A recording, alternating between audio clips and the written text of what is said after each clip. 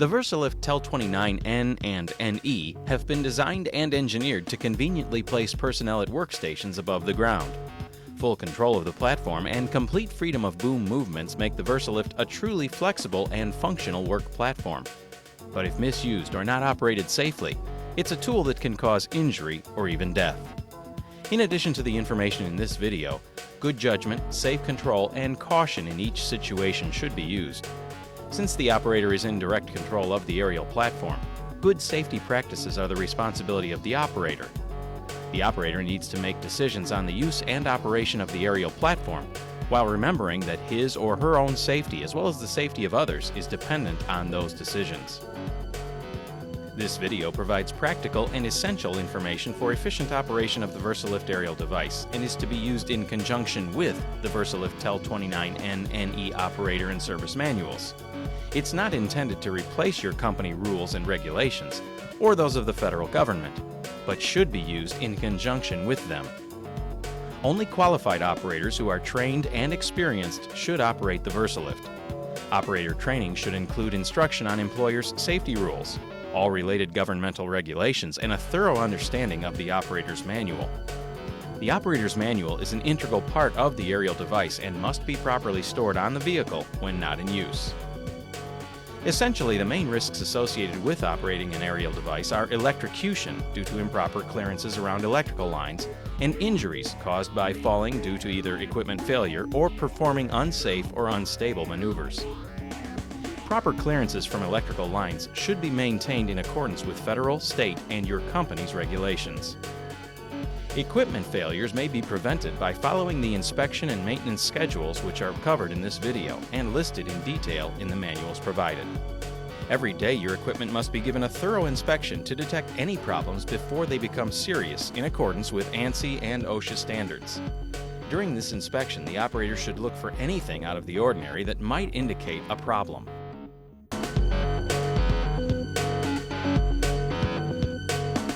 Now let's walk through a daily pre-start inspection that should be performed each day prior to leaving for the job site.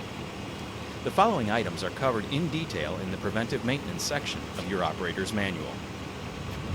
Make sure all audible safety devices, strobe lights, beacons, or other warning lights are working properly. Make sure both front and rear emergency flashers are also working. Always check the tires for general condition as well as proper air pressure. Improper or low tire pressure can greatly affect unit stability. You should also be sure to check the inside tires at the rear. Now start the engine and engage the power takeoff control, or PTO. You should check the operation of the PTO and pump as well as the lift and under your truck for signs of oil leaks. Should your truck be equipped with a torsion bar, inspect it for any signs of damage, loose or missing hardware. Check all critical fasteners. A drawing provided in the preventive maintenance section of the manual will help you identify the critical fasteners. It's also important to note that all critical fasteners are torque seal marked to provide a quick means of detecting any loosening. Pay particular attention to the bolts holding the pin retainer tabs, pin retainer washers, pedestal mounting bolts, and the upper and lower turret rotation bearing bolts. The lift should not be used if any torque seal mark is broken.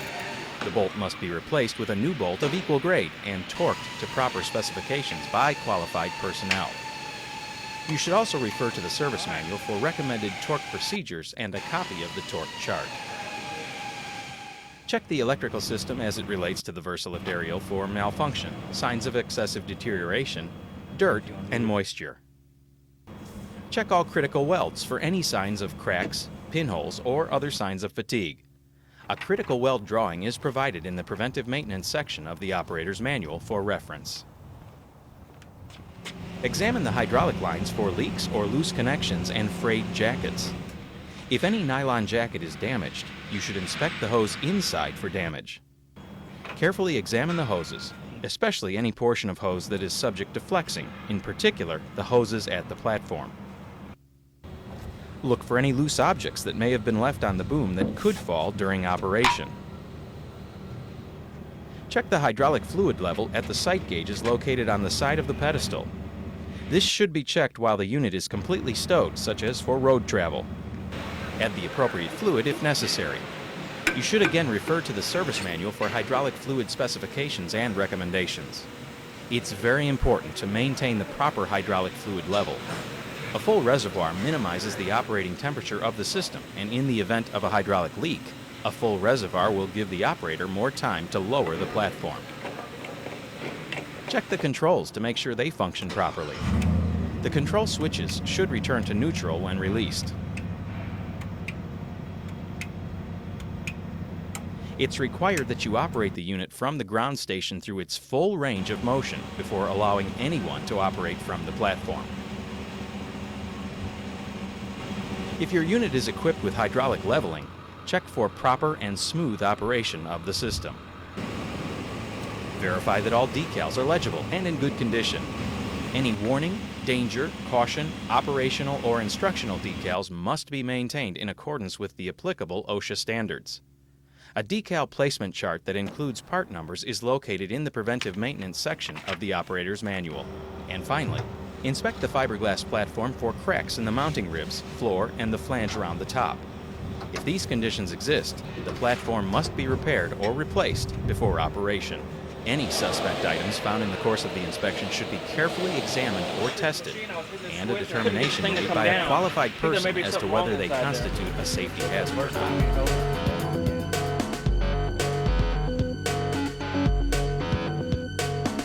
The following information will help the operator and ground crew set up the Versalift in a safe, stable, and efficient manner. This includes orientation of the truck at the worksite, responsibilities before leaving the truck cab, and requirements after leaving the truck cab.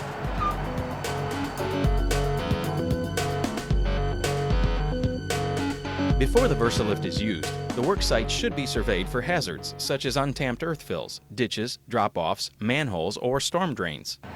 Other obstructions, such as debris, overhead obstructions, electrical conductors, and the presence of unauthorized personnel should also be considered.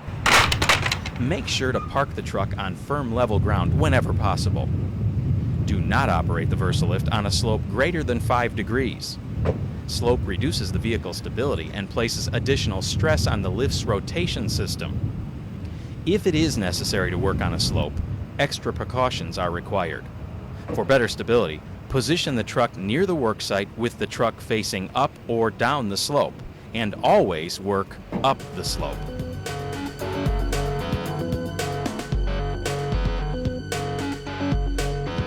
The following steps should be taken in preparing to operate the aerial lift. It's assumed that the truck engine is still running. First, set the parking brake and the brake lock, if it has one. Second, shift the truck transmission to neutral on manual transmissions, or park for automatic transmissions. Third, turn on the warning lights to alert pedestrians and motorists. And fourth, activate the Versalift power system with the toggle switch located on the dashboard of the truck labeled Versalift Power. A red light next to the toggle switch on the dashboard indicates when the Versalift power system is energized.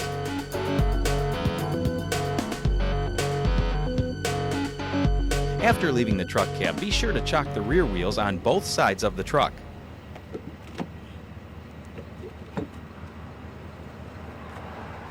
Always set up adequate cones or barricades to mark the boundaries of the worksite and alert pedestrians and motorists. Never work outside the boundaries, and always engage the outriggers when equipped. The outriggers, if so equipped, must always be extended to provide stability for the aerial lift. The outrigger controls consist of a selector valve and outrigger control valves. The selector valve selects whether you're operating the outriggers, the selector knob is pulled out, or the aerial lift, the selector knob is pushed in. When operating the outriggers, there is a control valve handle for each outrigger that is used to raise or lower that outrigger. The control valve handles are located so that the operator can clearly watch each outrigger operate as required by ANSI. The stability of the truck depends on the unit's gross weight, firmness and slope of the ground, weight in the platform, tire pressure, and full outrigger spread. These factors are widely variable, and caution must be used when determining the stability of the unit. If, under any condition, there is doubt about vehicle stability, do not operate the lift. Once the unit is in the proper position, as described earlier, you should disengage the upper boom tie-down strap. In extremely cold weather, it's a good idea to allow the engine to idle for a few minutes before operating the lift. This will warm the oil and improve performance. Cold oil will cause the unit to operate slow and sluggish. The standard lower control station is located on the side of the pedestal and consists of a series of spring-loaded toggle switches. Some units may be equipped with an optional remote lower control station. These controls may be located inside a service body compartment. Still, other units may have an optional handheld pendant control with a long cable attached, allowing you to stand away and operate the unit. The selector control is used to operate the aerial lift from either the upper or the lower control station, as indicated by the selector switch decal. The selector switch must be held in the lower position for operation of the lower controls. This simultaneously engages the optional electric drive, if so equipped. The upper and lower controls cannot be operated simultaneously. While holding the selector switch in the lower position, operate the desired function by moving the spring-loaded control switch in the direction indicated by the decal. To stop a lift movement, simply allow the spring-loaded control switch to return to the centered or neutral position. Never reverse any lift motion with a sudden reversal of the control switch. Allow the function to stop completely before reversing directions. The engine start-stop control is operated by a 3-position toggle switch labeled Engine. To start the engine from the lower controls, simply actuate and hold the toggle in the start position until the engine starts, then release the switch. To stop the engine, actuate the engine toggle to the stop position and release. The engine will quit running. Optional platform leveling is operated by a 2-position toggle switch labeled Platform Leveling and is used to adjust the platform leveling to make minor corrections. This switch can also be used to tip the platform for cleanout or to dump a bucket full of water. It can also be used for the rescue of an injured operator. The optional throttle control gives the operator the choice of an efficient engine idle speed for the operation of the boom functions or a faster engine speed for tool power if required. The 2-speed throttle control is operated by a toggle switch labeled Throttle Control. To speed up the engine, place the control toggle in the engage position. To slow the engine to an idle, place the toggle in the disengage position. An optional 2-speed lift control gives the operator the option of operating in the normal function speeds or a slower function speed. When the manual 2-speed lift control option is selected, an extra toggle switch is installed at the lower controls and is labeled 2-speed. Optional emergency power is useful if the lift's main power source fails. The emergency power control is a toggle switch labeled Emergency Power and can be used to activate the emergency hydraulic power and operate the lift. To activate the emergency power, simply select and hold the toggle in the position indicated by the decal while also holding the control selector in the lower position. Operate the desired lift functions with these 2 switches activated. Do not operate this system for longer than 30 seconds continuously, since continuous operation beyond 30 seconds drains the battery and damages the emergency power electric motor. To disengage the emergency power, release the toggle switch and allow it to return to the neutral position. Optional emergency lowering is also useful if the lift's main power source fails. The emergency lowering control can be used to lower the boom. When actuated, an electric solenoid valve attached to the boom cylinder opens and allows the boom to slowly bleed down.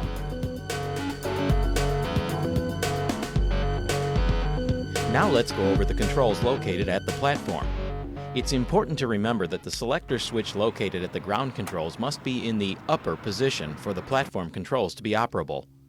The upper control station consists of a series of spring-loaded toggle switches and a master control switch. Depending on the options on your unit, the controls will include engine start-stop switch, optional slow speed and normal speed toggle switch with 2-speed control, optional platform stow-unstow toggle switch, outer boom raise-lower toggle switch, optional emergency hydraulic power control toggle switch, optional emergency lowering toggle switch, inner boom control toggle switch, rotation control toggle switch, and master control push button switch. Moving the function control switch in the direction of the arrow with the master control switch engaged causes the aerial lift to move in the corresponding direction. Lift functions stop as the control switch is released and returns to the neutral position.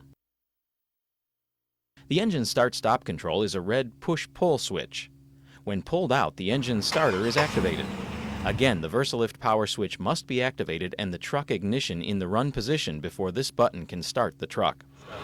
To stop the engine, simply push the button in.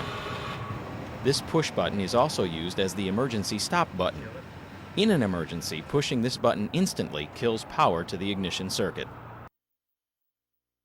Emergency power works similar to that of the ground controls, only you don't need to hold the master control button to operate. To activate the emergency power at the platform, engage the toggle switch and hold while operating the desired functions. Simply release the switch to stop the emergency power motor. Again, it's important to remember that the system should not be operated continuously for longer than 30 seconds. Hydraulic platform leveling control utilizes a locking toggle switch and is standard on the NE, but optional on the N model. This switch is labeled Platform Stow Unstow and does not require the use of the master control to operate. Emergency lowering works identical to the ground controls. When actuated, an electric solenoid attached to the boom cylinder opens, allowing the boom to slowly bleed down. Overall, the upper controls have been designed to provide convenient and comfortable access for the operator. These controls are carefully protected from damage. 2 or 3 controls may be operated simultaneously depending on the platform load and which functions are being operated. Practice and experience will prove invaluable in becoming proficient with all aerial lift controls.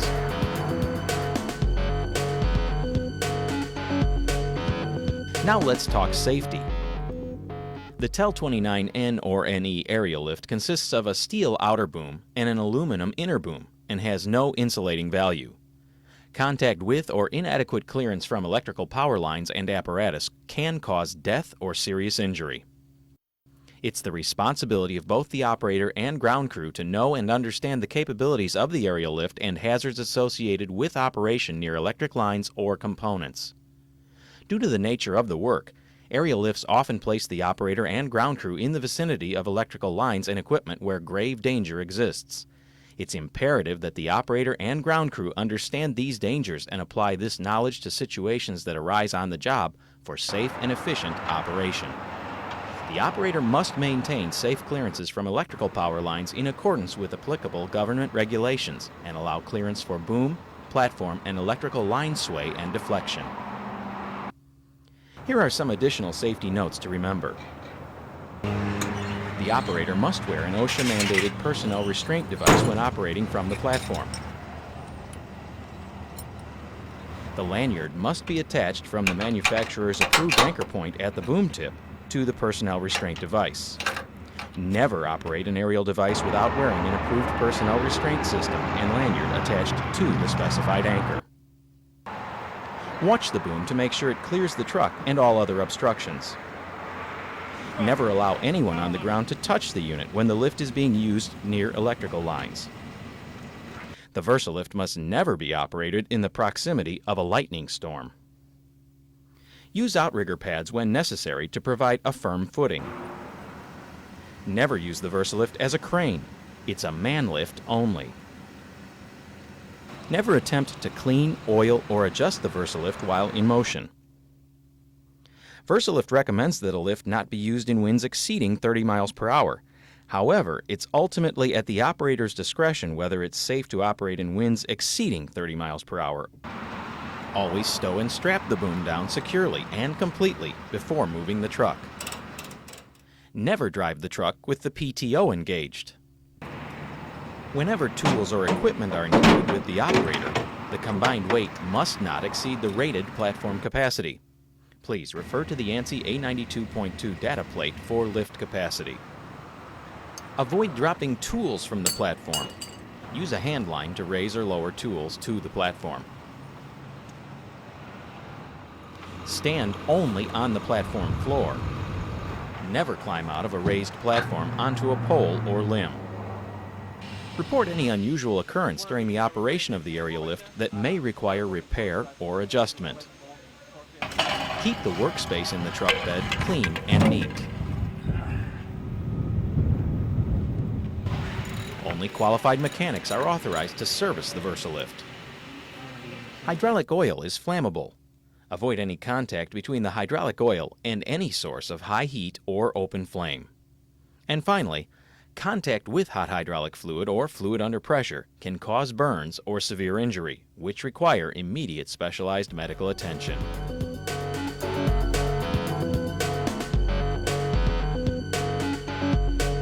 When storing the lift for road travel, retract the inner boom completely. Rotate until the outer boom is centered over the boom rest. Lower the outer boom onto the boom rest pad. The boom lower switch should be released as soon as there is firm contact with the boom rest pad. Always watch for personnel and obstructions when storing the aerial lift. A crushing injury to personnel or damage to equipment can occur. To complete this storing procedure, secure the boom assembly with the tie-down strap. Retract the outriggers, if so equipped, and remove the wheel chocks.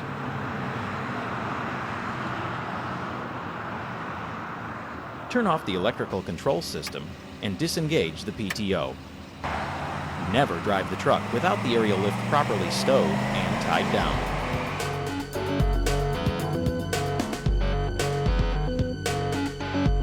Emergency operation may be required if an operator is injured or the hydraulic system malfunctions, so operators should become proficient with the controls and features designed for emergency situations. Oh, there's something wrong with these controls. None of the controls are working. Have you tried the emergency power? And I tried it. In case of truck engine failure, emergency power should be used, if so equipped. In an emergency, the first priority is the safety of the personnel involved. Before attempts are made to rescue personnel, make sure the unit has not become electrically energized. Identifying the problem and initiating the proper emergency procedures promptly will help minimize or possibly prevent injuries. It's important to follow standard work practices and safety regulations. If a situation requires, the upper controls may be overridden through the use of the selector switch located at the ground control station. Hold the selector switch in the lower position and move the desired control switch to allow operation from the lower controls. This renders the upper controls inoperable. If the control switches fail to respond at the lower and upper controls, the lift may be operated manually by use of the push-button manual overrides located on the control valve at the turret. This is only possible if the hydraulic system is operational. The cover must first be removed, then the appropriate valve may be actuated in the desired direction as indicated by the decals located on the valve. The standard turret rotation on the Tel29N-NE is 365 degrees non-continuous and is limited electrically.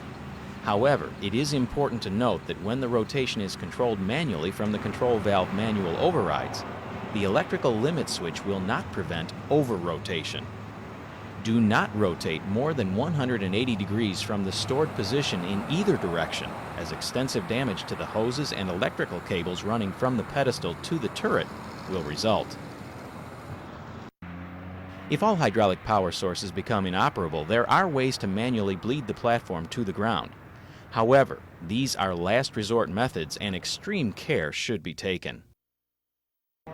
If there are any obstructions stopping you from bleeding the boom down, the turret rotation system can be manually actuated.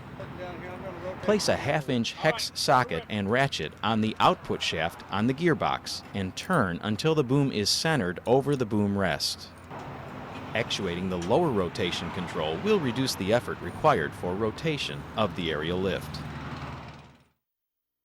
The outer inner boom assembly can be lowered using the set screw on the holding valve located at the cylinders. To lower the outer inner boom, loosen the jam nut on the appropriate holding valve. Slowly turn the set screw clockwise while simultaneously engaging the appropriate control valve override button until movement begins. To stop movement, release the control valve manual override. Manual adjustment of the set screw on the holding valve can only be used in lowering the boom. When the set screw is used to lower the boom, readjustment of the holding valve is required before further use.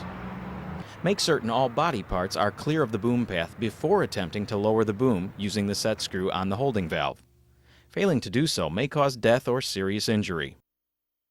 The engine start-stop control can be used for emergency operation in the event the prime power source stalls or dies.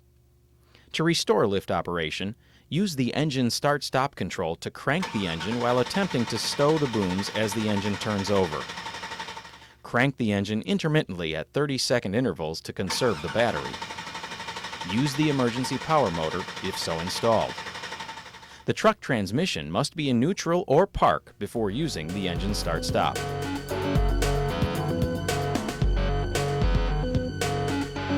After an emergency situation, it's the responsibility of the operator to make sure the aerial lift is repaired and adjusted by a qualified mechanic before it's used again. If an equipment defect is suspected, do not allow anyone to operate the aerial lift or enter the platform until the problem is corrected. The aerial lift must then be operated from the lower controls through its full range of motion several times, and the hydraulic fluid level should be checked and refilled if necessary.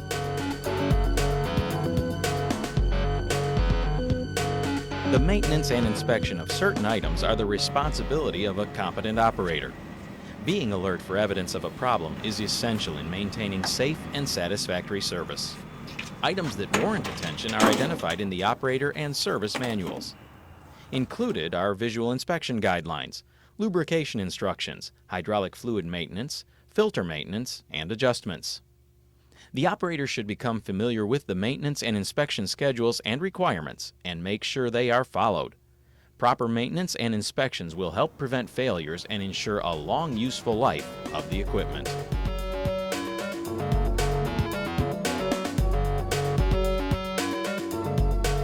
Remember, no video or manual can cover every situation that may occur or prevent every accident. When it comes to safety, there are several factors involved. It's the manufacturer's job to design and build the Versalift aerial work platform to the highest possible safety standards. It's the owner-employer's job to ensure the Versalift is properly serviced and maintained, with operators properly trained. And it's the operator's job to use the Versalift responsibly, as required by the applicable ANSI and OSHA standards. If any one of these three safety components is not properly performed, an accident, injury, or worse can occur. It's therefore essential that all three groups, the manufacturer, the owner-employer, and the operators, all contribute their part to the safety of the Versalift. If you have any questions concerning the Versalift Tel29N-NE, please contact your local distributor or even the manufacturer. And thanks for watching.